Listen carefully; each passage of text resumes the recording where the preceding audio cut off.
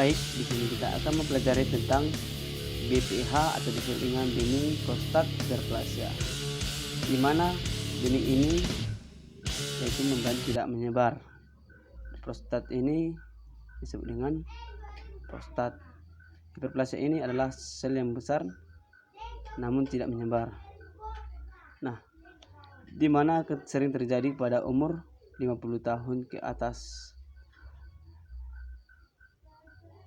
Namun selnya membesar dan tidak menyebar akan terjadi sel normal pada masa penuaan. Nah, dalam hal ini kita terjadi prostat yang menghasilkan sel sperma melalui bladder. Nah, setelah itu akan menghasilkan urin dan diproses melalui uretra prostat. Nah, setelah itu, setelah hasil pemrosesan tersebut akan terjadi proses ejakulasi sperma, di mana akan terdorong melalui vas deferens.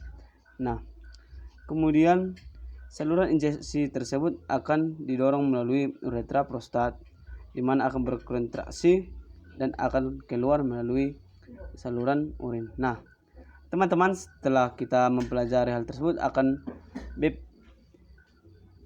bening itu tersebut mengandung sel yang disebut dengan membran basement. Nah, memiliki beberapa sel besar. Ada yang disebut lagi dengan sel basal, dan kemudian ada disebut dengan sel neuron endokrin. Nah, terdiri dari beberapa sel luminal.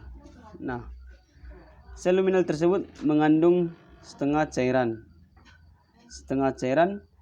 yang terdiri dari menutrisi sperma. Nah, dari sel-sel tersebut kita ketahui sel luminal terdiri dari setengah cairan menutrisi sperma. Nah, setelah diproses terjadi kembali penurunan PSA atau sering disebut dengan PSA, sperma injeksi yang berkontraksi melalui uretra prostat tersebut. Nah, setelah diproses, sel basal tersebut akan menghasilkan androgen, di mana androgen tersebut terdiri dari testosteron dan dehidrotestosteron. Nah, di mana testosteron tersebut terdapat di bagian testis. Nah, dan dehidrotestosterona terdapat di 5 alfa reduktase di prostat. Nah, setelah itu kita beralih ke dalam androgen. Setelah androgen itu menghasilkan proses yang menembus sel, di mana terjadi proses bening atau hiperplasia tadi. Terdapat apoptosis dinyatakan salah pada saat proses tersebut. Nah, kemudian ada tumbuh dan tambah banyaknya sel yang berada dalam androgen tersebut. Nah, setelah itu kembali ke dalam, setelah sel tersebut bertambah banyak, akan tetapi sel tersebut tidak menyebar. Nah, hal ini terjadi sering pada usia umur 30 tahun, tepatnya pada laki-laki temannya. Nah, testosteron akan kita kembali kepada testosteron yang menurun 1% per tahunnya. Ya, terdapat 5 alfa reduktase yang meningkat, yang akan menghasilkan peningkatan dehidrasi atau disebut dengan dehidrotestosteron. Nah, setelah itu kita melanjutkan ke bagian selanjutnya. Setelah 5 alfa reduktase tersebut menghasilkan peningkatan dehidrotestosteron, di mana menghasilkan sel-sel berumur panjang pada apoptosis. Nah, setelah itu bertambah banyaknya sel tentu saja bertambah banyaknya sel karena dalam peningkatan 1% per tahun tadi. Nah, otomatis akan mengakibatkan penyumbatan terhadap uretra ketika mengeluarkan urin. Nah, yang kedua itu urin sulit keluar karena terjadi penyumbatan sel-sel di dalam uretra tersebut. Setelah itu terkumpulnya di bladder, ya, terjadi pergumpalan sel-sel di dalam bladder sehingga terdapat ISK. Yang kedua itu adanya reflux yang disebut dengan hidronefrosis, ya. Mengapa urin surut dikeluarkan dari uretra tersebut? Karena terkumpulnya banyak sel-sel di dalam bladder. Ya, sekarang kita melanjut ke dalam gejala-gejalanya. Dimana yang pertama itu terdapat pancaran lemah dan tidak konsisten karena terjadi penyumbatan tadi, ya temannya. Terjadi penyumbatan sel-sel yang bergumpal di dalam bladder tersebut atau disebut dengan dribbling. Nah, yang kedua itu harus mengejan saat BAK atau saat buang air kecil. Maksudnya mengejan ini terjadi pembuangan air kecil secara tidak teratur, ya teman-teman. Misalnya kita buang air kecil 3 hari sekali, ini menjadi tiap jam atau 30 atau setengah jam. Nah, terjadi nyeri BAK atau disuria. Nah, terjadi BAK ini memang saya juga sudah sering saya alami. Terjadi seperti tetesan-tetesan yang keluar dari uretra saat mengeluarkan urin. Nah, itu terasa sakit sekali. Nah, yang keempat itu adanya kesulitan memulai BAK. Nah, saat kesulitan mengeluarkan BAK itu kita seperti adanya mengejan atau mendorong supaya urin tersebut bisa keluar dari uretra meskipun rasanya sangat sakit sekali. Nah, yang kelima itu merasa tidak tuntas. Nah, seperti yang saya jelaskan tadi, BAK terjadi keluar tetes menetes. BAK ini sering terjadi pada saat malam hari tentunya. Nah, setelah kita mengetahui apa gejala-gejala tersebutnya, kita mencari lagi kembali atau mendiagnosiskan BAK tersebut, di mana yang pertama itu tingkat PSA meningkat, terjadinya peningkatan PSA. Setelah terjadi peningkatan PSA, akan dilanjutkannya tidak adanya berhubungan seks. Nah, setelah tidak berhubungan seks, setelah itu terjadi colok dubur yang sering disebut dalam tim medis. Nah,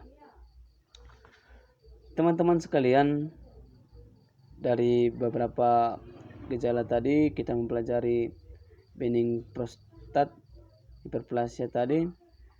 Nah, setelah diagnosis dari tingkat PSA yang terjadi peningkatan ini, ada terjadinya colok dubur atau yang masuk dengan mengedan tidak berhubungan dengan seks. Nah, dan kedua itu, nah, kita membahas tentang colok dubur, ya teman. Nah, colok dubur tersebut kita ketahui mengapa terjadi colok dubur. Nah, saya sendiri tidak tahu mengapa terjadinya colok dubur. Nah, yang ketiga itu adanya transrektal ultrasound. Setelah terjadinya colok dubur, terjadinya transrektal ultrasound atau volume transportasi rektal ketika saat mengeluarkan urin dari uretra. Nah, setelah itu kita melanjut pada treatment atau yang disebut dengan tahap-tahapnya. Langkah-langkah tersebut ada yang pertama itu 1 5 alfa reduktasi invitation. Nah, reaktan reduktasi tersebut yang terjadi pada hasil dari diagnosa treatment itu merupakan suatu pemecahan atau jalan penyelesaian masalah yang terjadi pada beberapa diagnosis tersebut. Nah, atau disebut dengan ES yang penurunan atau windogynomastia atau windogynomastia yang menurun dalam 5 alfa reduktasi tersebut. Nah, setelah itu kita melangkah kepada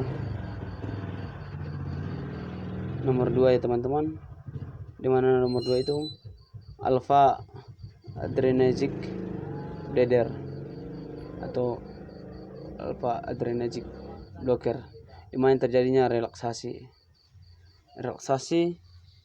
atau disebut dengan ES,